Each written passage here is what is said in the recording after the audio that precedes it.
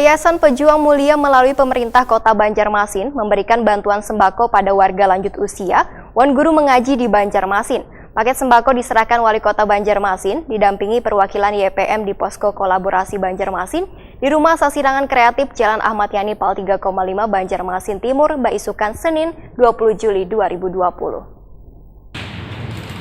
Yayasan Pejuang Mulia melalui pemerintah Kota Banjarmasin memberikan bantuan sembako pada warga lanjut usia Wan Guru mengaji di Banjarmasin. Paket sembako yang berisikan baras 5 liter, mie instan 10 bungkus, gula setengah kilo, teh 1 kotak, Wan Hintalu ayam ini diserahkan Wali Kota Banjarmasin Ibnu Sina didampingi perwakilan YPM di Posko Kolaborasi Banjarmasin di Rumah Sasirangan Kreatif Jalan Ahmad Yani Pal 3,5 Banjarmasin Timur, Baisukan, Senin 20 Juli 2020.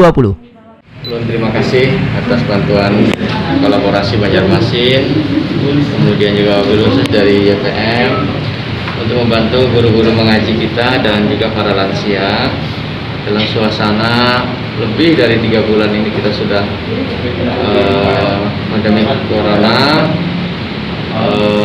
kita masih belum bisa keluar dari situasi ini karena masih zona merah, dan mudah-mudahan ini tidak menghalangi upaya kita untuk terus memutus mata rantai penyebaran COVID-19. Yang paling penting adalah kita tetap disiplin dalam menerapkan protokol kesehatan. Tetap dipakai maskernya, tetap jaga jarak, dan selalu cuci tangan atau cuci tangan dengan sabun. Dan yang paling penting adalah kita saling bantu-membantu.